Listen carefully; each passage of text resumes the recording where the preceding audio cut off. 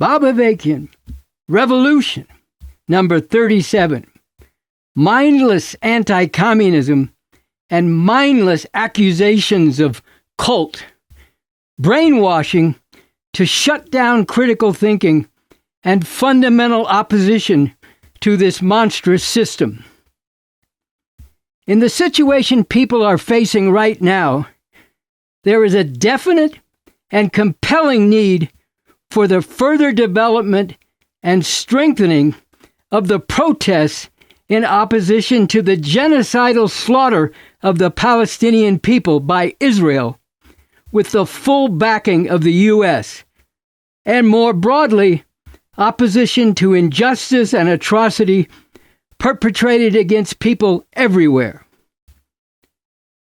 In this regard, there are crucial lessons from the movement of the 1960s. As I pointed to in message number 33, one of the very positive qualities of that 1960s movement was meaningful discussion and debate about different ideas and programs within the broad mass movement, where the actual content and substance of opposing positions was gotten into, instead of petty bickering relying on cheap shots and distortion of the views of others, or the refusal to seriously engage views that are different from and might challenge one's own viewpoint. Closely bound up with this positive orientation of the 1960s movement was opposition to mindless anti-communism and the anti-communist witch hunts carried out by the government in the 1950s and into the 1960s.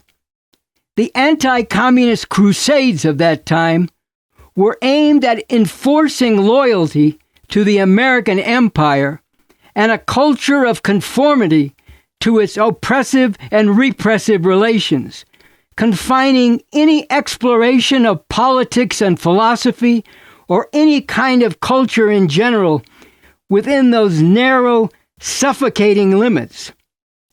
Opposing and challenging this was a crucial part of creating the oxygen, the air to breathe, for the movement that developed through the 1960s.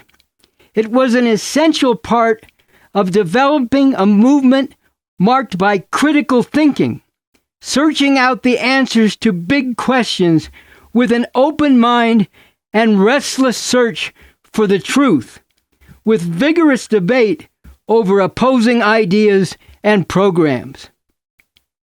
But today, along with the continuing slander and ideological assault against communism, there is this other form of brainwashing, which is perpetrated not just by traditional representatives of the ruling class, but also by various opportunist forces which claim to be woke or progressive or socialist, but which do not seek solutions that actually break through and beyond the confines of this system and do not offer any really emancipating alternative. While large numbers of students and others are courageously protesting the genocidal slaughter of Palestinians perpetrated by Israel with the full backing of the U.S. and the complicity of American universities in this genocide, and there is a need for this resistance to become even broader and stronger, these various opportunist forces, unable to deal with the substance of what we Revcoms, revolutionary communists, are about, our actual goals, principles, and methods, try to narrow and restrict things by resorting to this new form of brainwash.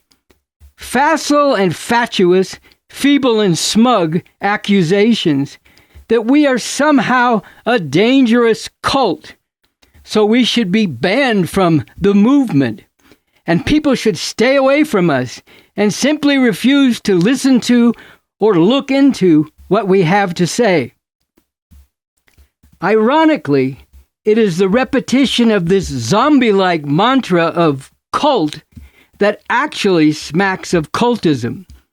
If cultism is characterized by a closed system of thought, which forbids engagement with ideas that challenge that closed system of thought, then that applies not to us Revcoms, but to those who insist that people must refuse to seriously engage, or even engage at all, with what we have to say and the challenges it presents to conventional wisdom, what everybody knows, whether that conventional wisdom is the crude propaganda of the ruling class or the often equally crude dogma of wokedom and other anti-scientific trends, which evidently are afraid of a challenge to their brittle, subjective, self-contained truth.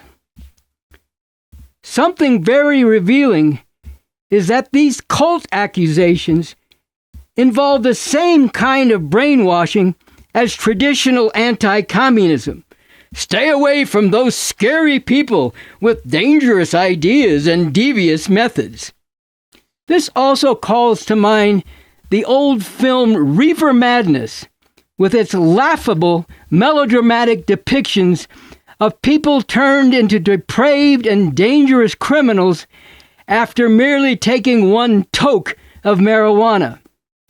Apparently, according to the woke and other opportunists, even a discussion with the Revcoms could cause you to lose your mind.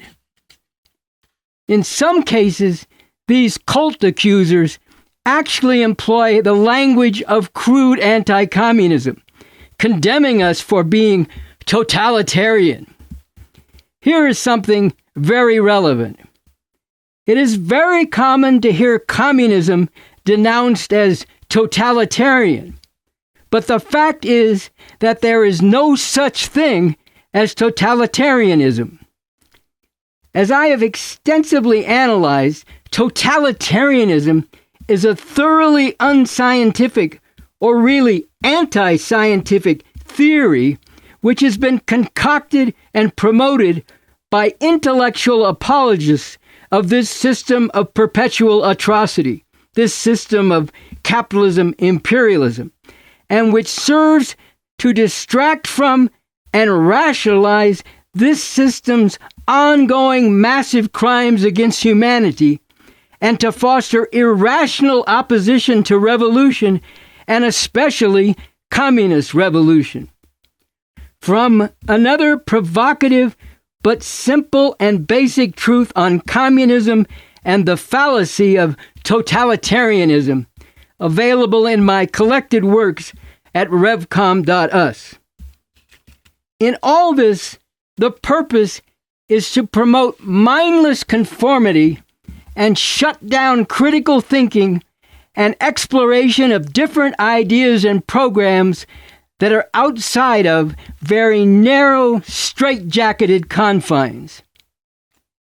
Things in the world are far too serious for people to allow themselves to be influenced or intimidated by this petty posturing and bullying and the brainwash it is seeking to impose on people.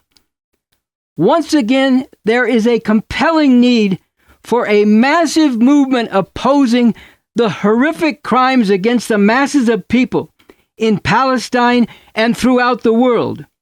A movement that is characterized by largeness of mind and generosity of spirit, and not only a willingness, but a determination to restlessly pursue with an open mind an understanding of where all this atrocity and horror comes from and what can put an end to it.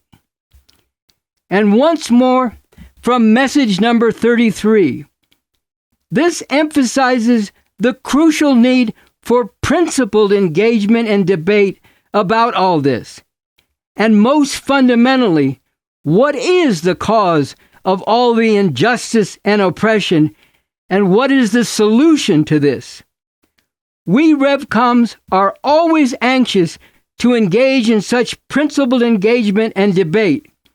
with the recognition once again that this is a necessary and crucial part of getting to the root cause of and the actual solution to all the terrible atrocity and needless suffering to which masses of people, not just in this country, but throughout the world, are subjected, and the very real threat to humanity that is posed by the current and accelerating direction of things under the domination of this system of capitalism imperialism.